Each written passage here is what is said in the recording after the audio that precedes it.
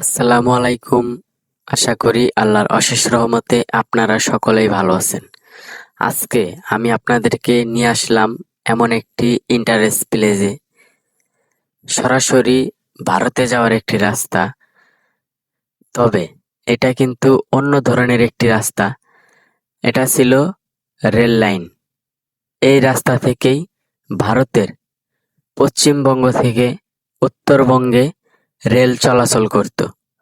কালের বিবর্তনে এখন কিন্তু এই রেল লাইনটি আর নেই। আচ্ছা, এটা কি রেল লাইন ছিল আগে? এখন চলমান নাই।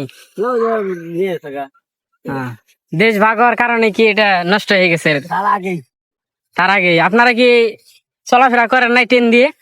না, ট্রেন দিয়ে যাইনি আমরা ট্রেন দিয়ে যাইনি। ট্রেনে আমরা যাবো কি তার আগে বদ্ধ হয়ে গেল। আপনারা দেখেন নাই? ট্রেন গেতি দেখি নাই, ডাব্বা ডুব্বা সব আছিল। বন্ধুরা, দেশ ভাগ হওয়ার পরেও কিন্তু এই রেলওয়ে সেতুটি চলমান ছিল। 1952 সাল পর্যন্ত এই রেল লাইনটি চলমান থাকে। কালের বিবর্তনে এখন কিন্তু আর এই রেল লাইনটি নাই। এটা কিন্তু সরাসরি ভারতে যাওয়ার একটি রাস্তা ছিল, কিন্তু এর আশেপাশে কোনো বর্ডার পিলার এবং ভারতের কাঁটাতারের বেড়া নেই।